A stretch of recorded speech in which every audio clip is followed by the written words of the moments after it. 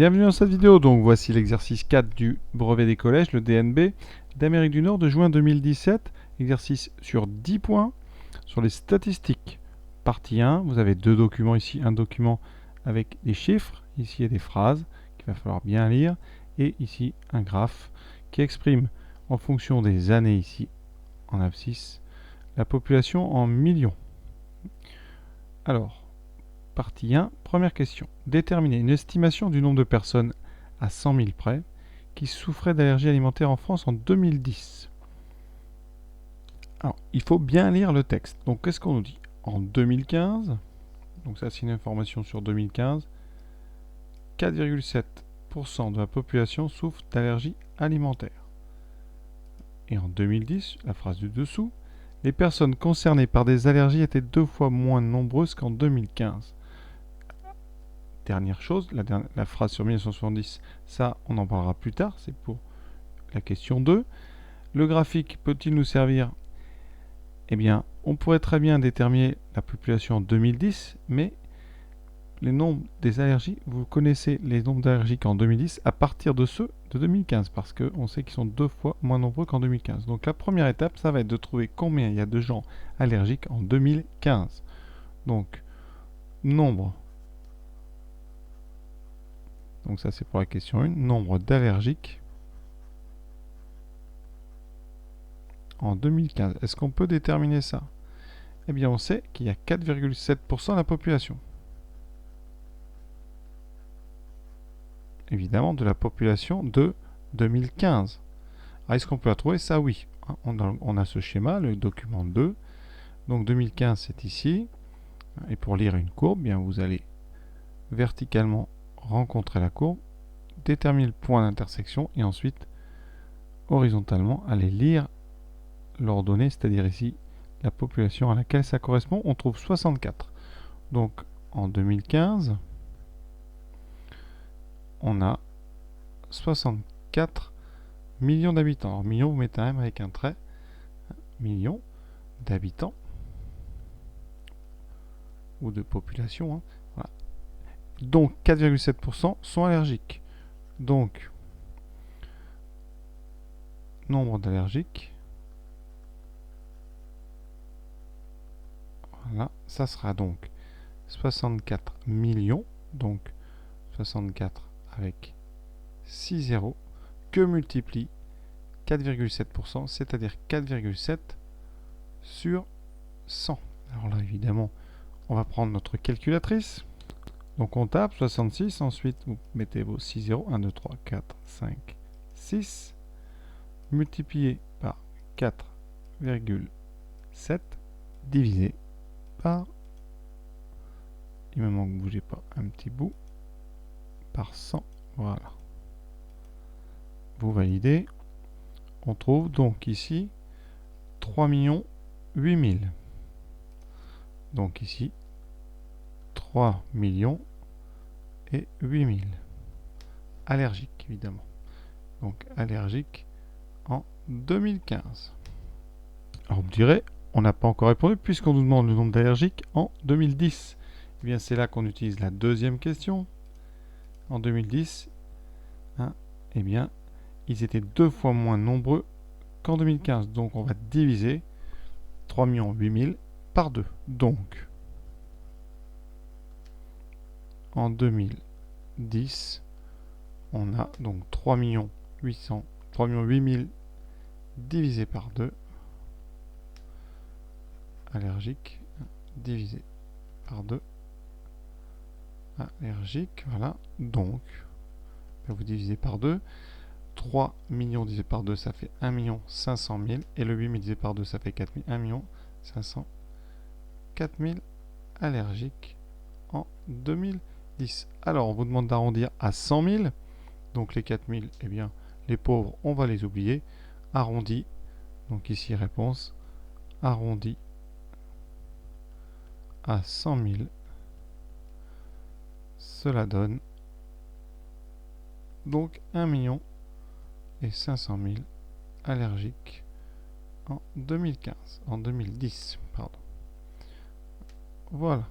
quand vous écrivez des gros nombres comme ça, prenez l'habitude de laisser un léger espace tous les 3 pour bien qu'on repère les 1000, les millions et plus si les milliards, etc. Voilà pour cette première question. Alors pas si simple que ça parce que, eh bien, il a fallu aller chercher non pas la population en 2010, mais la population ici en 2015, donc 64, pour pouvoir calculer le nombre d'allergiques d'abord en 2015 et obtenir le nombre d'allergiques en 2010. Deuxième question, est-il vrai qu'en 2015, il y avait environ 6 fois plus de personnes concernées qu'en 1970? Alors, je rappelle, en 2015, on a compté tout à l'heure, on avait 3 8 000 allergiques. Alors, en 1970, 1% de la population était concernée. Alors, comme on connaît un pourcentage, c'est-à-dire une proportion, il faut connaître la population totale pour pouvoir déterminer le nombre d'allergiques. Donc en 1970, sur le schéma, ici, on a un nombre qui est... Alors là, ça dit à peu près, hein, vraiment. Donc là, vous êtes ici entre 50 et 51. Vous avez ici le milieu, on est presque à 50,5 ou 50,4. Donc c'est à vous de choisir si vous considérez que vous êtes plutôt au quart ou plutôt un petit peu en dessous. Voilà, alors j'ai fait un petit grossissement. Ici, vous pouvez regarder, voilà, alors la moitié, donc c'est à peu près ici. Voilà.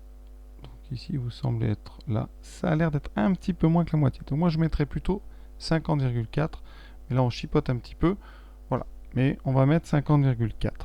Donc on écrit 1970, on a 50,4 millions dans la population, donc d'habitants, dont 1% d'allergiques,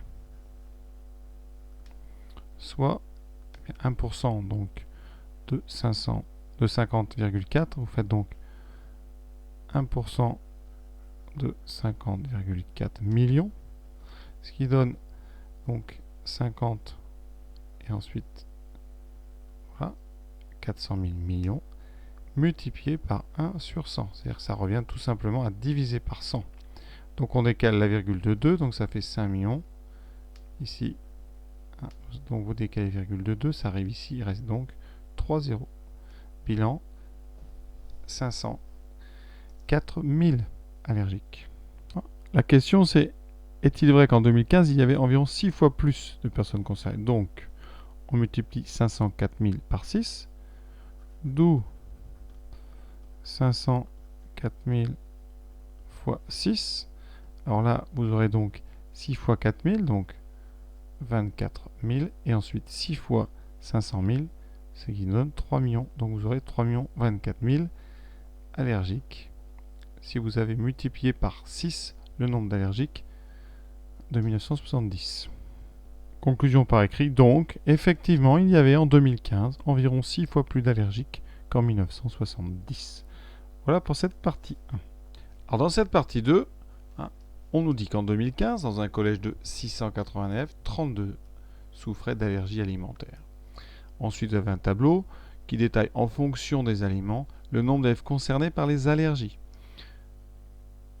Première question, la proportion des élèves de ce collège souffrant d'allergies est-elle supérieure à celle de la population française? Alors, j'ai remis ici, encadré en orange, une phrase du sujet qui était dans la partie 1, plus haut que la partie 1, où on vous donnait la proportion en 2015 du nombre de gens qui souffraient d'allergies. Et c'était 4,7%. Si on veut comparer la proportion des élèves de ce collège avec la proportion française, il faut calculer déjà cette proportion des élèves souffrant d'allergie. Donc, proportion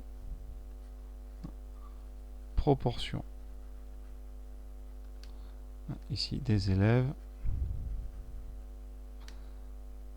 Alors je ne mets pas toute la phrase, mais c'est proportion des élèves avec allergie. Alors ça va être égal à quoi? Eh bien, le nombre d'élèves, 32, divisé par le nombre d'élèves au total, 680. Évidemment, on va faire ça à la calculatrice. Si on trouve plus de 4,7, bien c'est supérieur, sinon c'est inférieur. Vous voyez bien ici à la calculatrice qu'on trouve 0,046, etc. Donc arrondi, eh bien, on peut admettre eh bien, que ça donne à peu près 4,7%. Donc, les deux proportions sont les mêmes.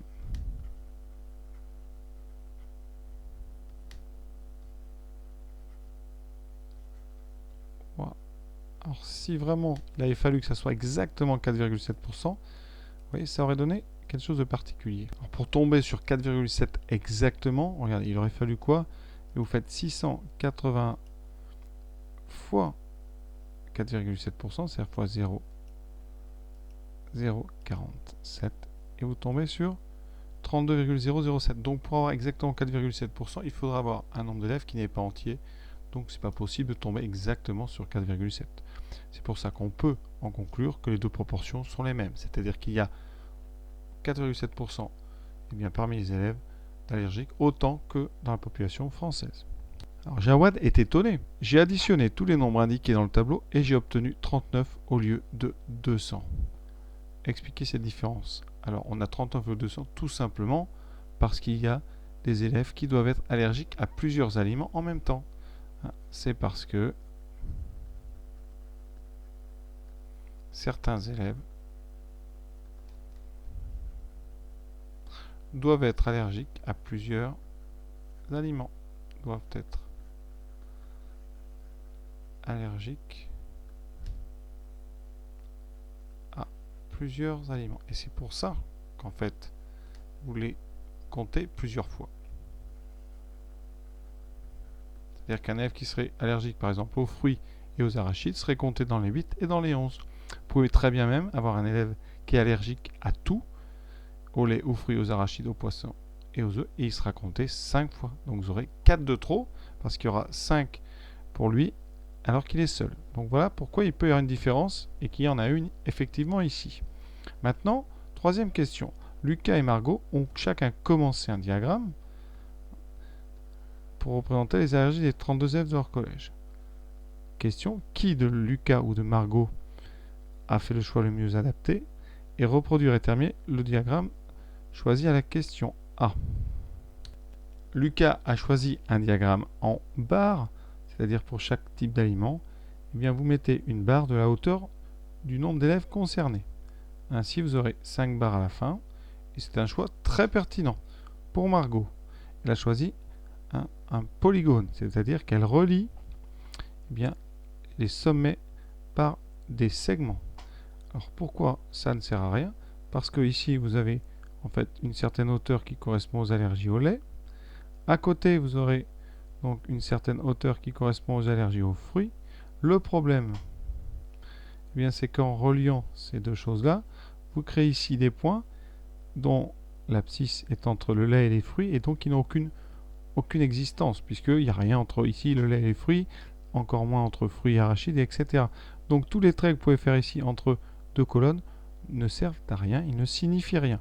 Donc, eh bien, c'est Lucas qui a choisi le meilleur diagramme. Pourquoi? Parce que ces diagrammes ici, quand on relie, on fait ça quand on a un caractère, c'est-à-dire ce qu'on étudie, qu'on peut compter. Caractère, ici, quantitatif, c'est-à-dire des quantités. C'est-à-dire qu'en bas, vous aurez ici des abscisses, avec des nombres. Ce qu'on n'a pas ici, donc ça ne marche pas. Par contre, ici, c'est très pertinent, puisqu'ici, vous avez un caractère qu'on dit qualitatif, par exemple des couleurs, des marques de voitures. Ici, eh bien, des types d'aliments. Et là, vous ne pourrez pas faire de moyenne ni rien, donc on fait juste un diagramme en barre. Donc, la seule réponse que je peux vous proposer pour la 3, c'est de dire que c'est Lucas qui a fait le bon choix, car celui de Margot ne peut convenir sur une série, c'est-à-dire une suite de nombres, une série à caractère qualitatif. Et entre parenthèses, vous pouvez mettre les types d'aliments. Évidemment, c'est une réponse que peu d'élèves peuvent faire parce que c'est quand même assez précis. Hein. Sinon, vous dites juste que Margot fait un schéma qui ne peut pas être utilisé parce qu'on ne peut pas faire les calculs. Voilà ce que je peux vous dire. Et maintenant, reproduire et terminer le diagramme choisi à la question 1. Alors, j'espère que personne n'a essayé de finir celui de la question B, sinon vous aurez... ça ne fera pas très beau sur votre copie. Et là, pour compléter, ça va aller très vite. Hein. Vous faites donc des barres qui ont la hauteur de l'effectif. Ici, 6 parce qu'on a 6 laits. Les fruits, c'est 8. Donc, les arachides, c'est 11. Alors, 11. Ici, vous avez 10, 11. Donc, vous faites ici une barre qui est à la hauteur de ce trait. Et une barre de la même largeur que les deux d'à côté. Voilà, donc vous faites une barre, vous grisez. Les poissons, c'est 5. Donc là, évidemment, sur votre copie, vous faites ça avec une règle en essayant de respecter les mêmes largeurs qu'au début. Et les œufs, ils sont 9. Enfin, il y a 9 allergiques. Voilà, alors j'ai un petit peu décalé mes barres. Normalement, elles doivent être bien situées sous les mots. Voilà, donc ce que ça donne, vous voyez, très simple quand même à compléter. Voilà pour cet exercice 4. J'espère que vous avez tout compris. Et je vous invite évidemment à faire le 5 et le 6 de ce même brevet des collèges.